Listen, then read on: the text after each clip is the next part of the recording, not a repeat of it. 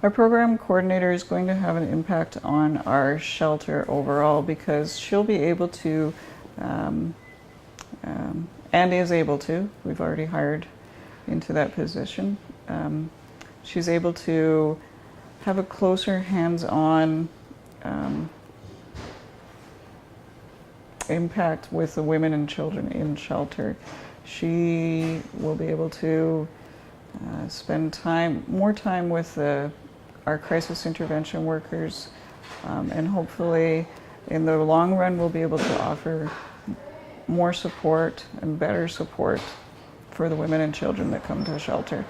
I think in general, I'm very excited because now we can get into different communities, and we have a lot of First Nations that come into our shelter, and I'd like it actually, my goal is to see them be in Alexander and Alexis, Fox Creek, Swan Hills, and Marithorpe. So this allows us to do the work that we really think is needed, and gives us the flexibility of being able to help people. Implementing the increase has been difficult.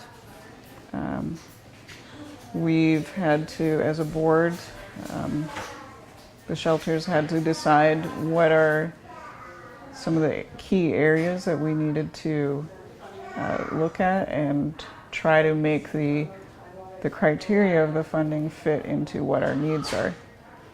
And because the criteria doesn't always roll out into to be what we actually need. The Central Alberta Women's Shelter offers our crisis program. We have the child support program. We have the innovative child care program. We have the outreach program. And we are developing the prevention program. And with the new funding, now we have the intensive case management. Well, we've decided to implement the funding with a program coordinator for our crisis intervention workers. That was a position that we were missing. We've also decided to hire we're calling it an community outreach worker, whose focus is on working with women and children in the community. Camrose has a vast, very large rural area surrounding the shelter. And we recognize that it's difficult for some women to come into shelter because of the remoteness of their locations. So a couple of years ago, our turnaway rate was low. Last year and most of the year before that, we saw the shelter start to turn away as many women and kids as they could bring in. So we created a new staffing model that probably is very similar to the ICM thinking. And we created what we call the community crisis team. So our crisis workers actually are providing crisis services to the women in shelter, but they're now located outside of shelter, and they're available to immediately start providing crisis services for women who don't necessarily want to access shelter but need crisis services, and for those who, due to capacity, are unable to immediately access shelter. So we wanted to have crisis services available immediately, whether you get into shelter or don't. Staying in shelter is a very short time period, and completing therapy with children is something that should be done over a longer period of time. So we're pretty excited about this new position and being able to offer that to some of the kids that come through the shelter.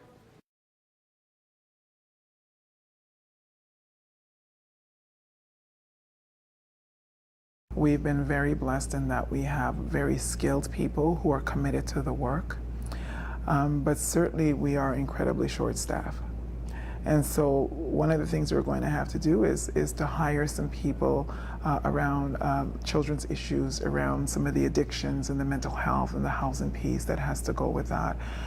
and some of the program development things that we've always wanted to do, making sure that we move into a trauma-informed practice. I think that we'll have a positive impact on children who have experienced family violence, and hopefully have a positive impact on their relationships down the road. We've seen a lot of children come through the shelter who definitely have been impacted by family violence, and being able to offer a service to those kids is something that's new. And recently we had I think it was last year, we had a young man just come to the shelter to drop off a donation who'd been here when he was in grade 1 or 2. And the impact that he showed us that the shelter had made in his life was really overwhelming. Okay, so outreach is advocacy, and I love outreach for the flexibility that you can work with the client continually. Like, you don't, and you can meet them out in the community. They don't have to meet in the shelter. It's a continuing support for these women. I think a lot of the times it's scary to go to the courthouse by yourself.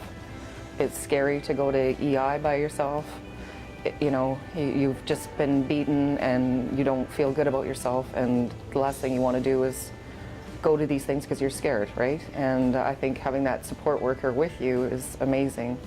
So, and I'm really excited about the youth thing, because I think the youth piece is where we're slowly gearing to now, switching kind of roles. I think our youth really need our help in our community, and I'm really excited to be able to start doing something with that too.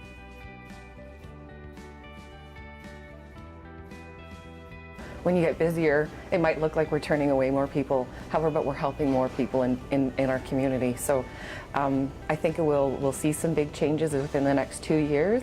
I think once we get this plan, you have to build relationships, especially if we're going on reserve. We have to build that relationship. So this gives us the flexibility to build those, build those partnerships. Let's work together, so it's not going to happen overnight. I am the eternal optimist, and I believe that this issue can be eradicated in our community. But I think it's going to take a comprehensive, collective, collaborative movement for us to do that. But I actually believe that we can do this.